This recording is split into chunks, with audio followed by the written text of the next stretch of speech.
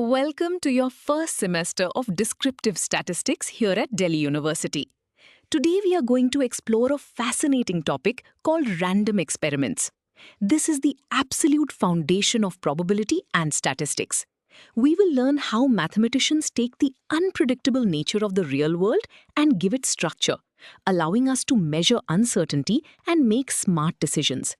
Let us dive right in. To understand what a random experiment is, imagine you're standing in front of a magical gumball machine at a grocery store. You can clearly see through the glass that the machine contains only red, blue, and green gumballs. You know for an absolute fact that if you turn the crank, you will get one of those three colors.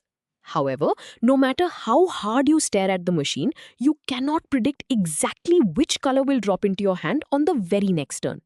This everyday experience perfectly captures the essence of what statisticians study. You know the complete list of possibilities, but the exact result of a single trial remains a mystery until it actually happens. Now that we have an intuitive feel for randomness, let us define it formally. A random experiment is a physical action or process that leads to one of several possible outcomes, where the exact outcome cannot be predicted with absolute certainty. To qualify as a true random experiment in statistics, the process must satisfy three strict conditions. First, all possible outcomes must be known completely in advance, just like knowing the colors in the gumball machine. Second, the exact outcome of any specific trial must be unpredictable, meaning no mathematical formula can tell you what will happen next.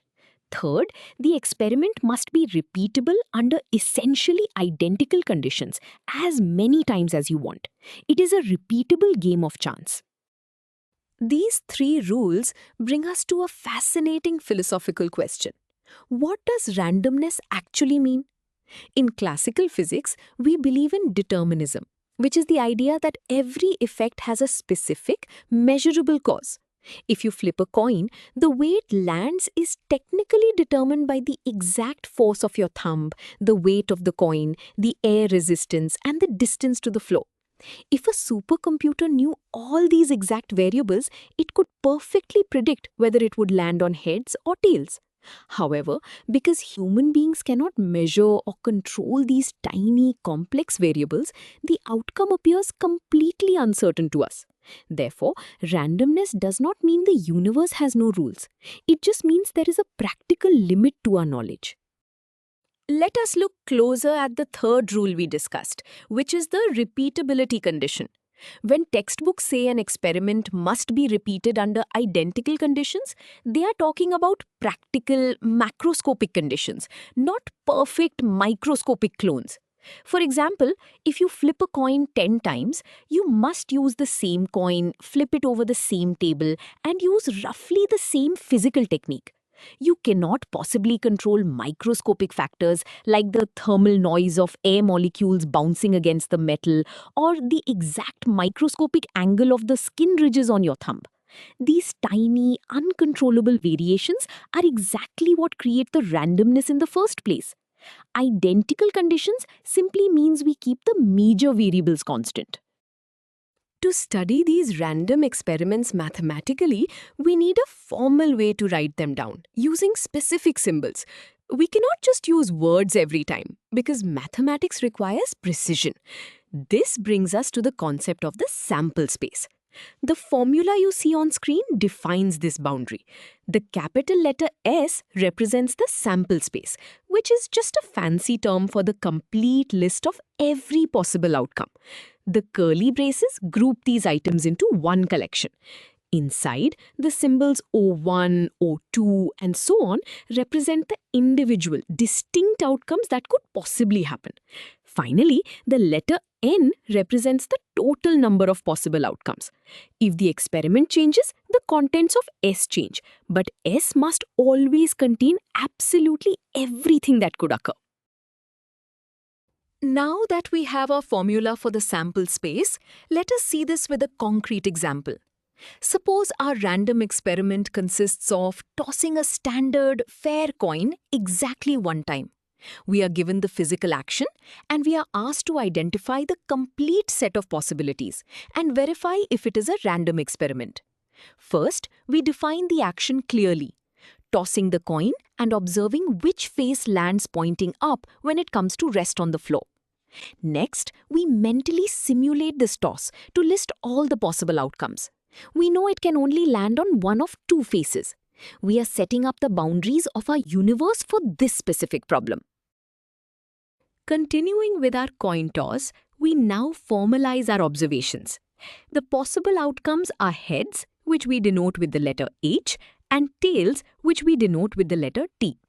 Before we write our final answer, we verify the three rules.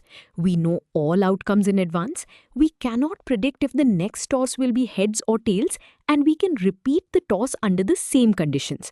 Therefore, it is a perfect random experiment. We write our sample space S as the set containing H and T. Our total number of outcomes, N, is exactly 2. This simple mathematical statement perfectly captures the physical reality of the coin toss. Let us look at another classic example to reinforce this concept. Imagine you are playing a board game and it is your turn to roll a standard 6-sided die. We want to mathematically represent the complete set of possibilities for this physical experiment. First, we define our specific experiment as the physical act of rolling the die on a flat table. Our observation will be counting the number of dots facing straight up when the die comes to a complete stop. To build our sample space, we must carefully identify every valid number that can appear on those faces. We are laying the foundation for calculating the chances of winning the game later on. Continuing with our die roll, we list the distinct numbers representing the 6 physical faces: 1, 2, 3, 4, 5, and 6. Each number is a separate, mutually exclusive event. We know that any result outside of these specific numbers, such as rolling a 7 or a 0, is physically impossible for this specific object. Because we know all outcomes in advance, cannot predict the exact next roll, and can repeat the action, it qualifies as a rigorous random experiment. Our final sample space S contains the numbers 1 through 6, separated by commas.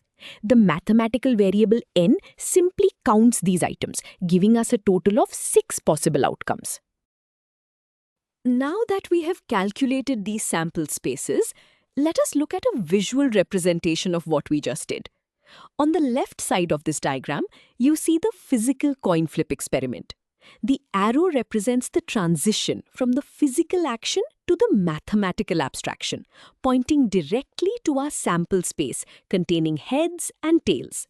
On the right side, you see the die roll experiment, with an arrow pointing to its corresponding sample space of the numbers 1 through 6.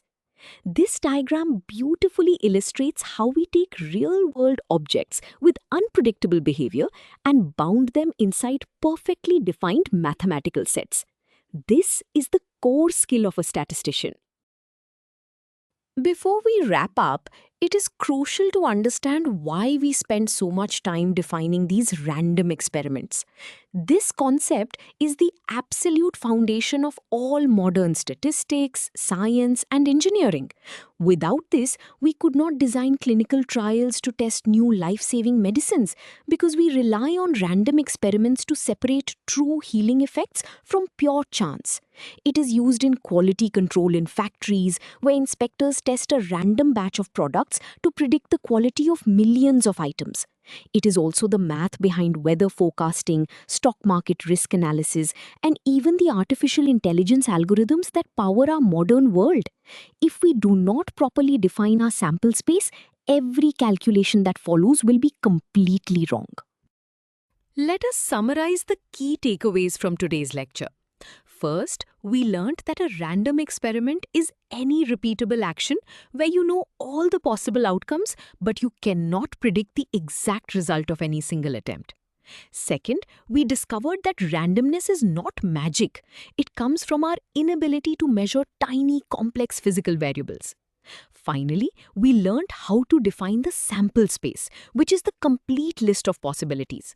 By doing this, we create a solid mathematical foundation to measure uncertainty, allowing us to make smart, calculated decisions in an unpredictable world. You have now taken your first major step into the world of statistics.